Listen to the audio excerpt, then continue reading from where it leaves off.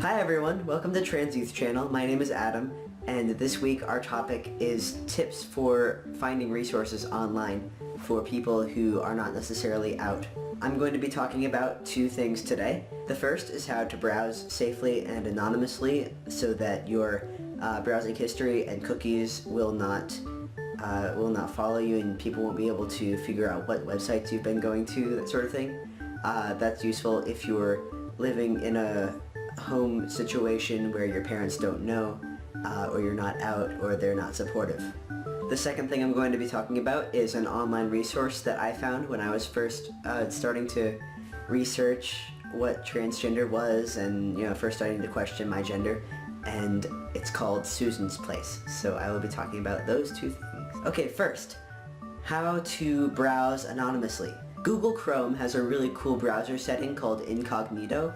I don't know how to do it on Windows, but on Mac, if you press Shift, Command, N, all at the same time, Shift, Command, N, as in Nathan, then it'll pop up an incognito browser.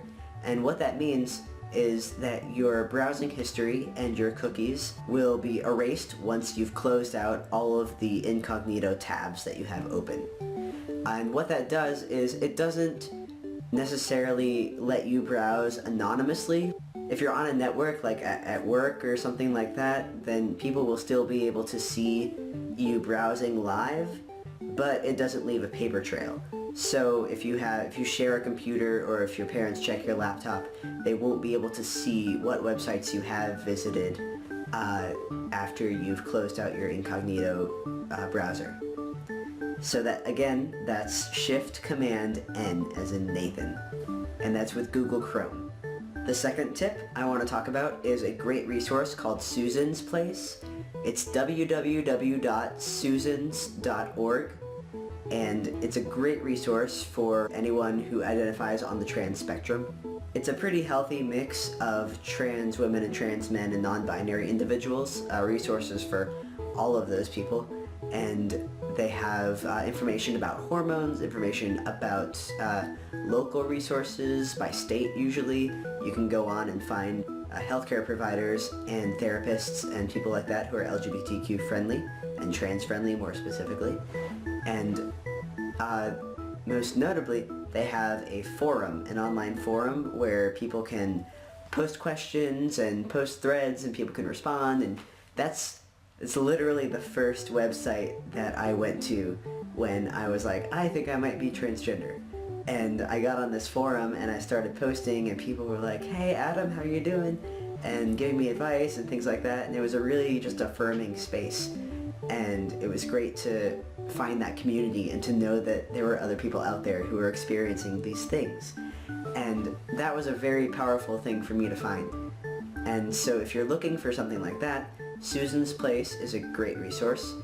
There are all sorts of online forums and things like that for more specific parts of the trans spectrum. There's T-Nation, I think, is one for trans men. I think that also caters to non-binary or genderqueer individuals as well. And basically, if you just type into Google, transgender forum, or be more specific, forum for trans women, or community, online community for trans women or trans men, or genderqueer, non-binary. All of those resources are available, and there's so much out there. So, those are my two tips for researching this week.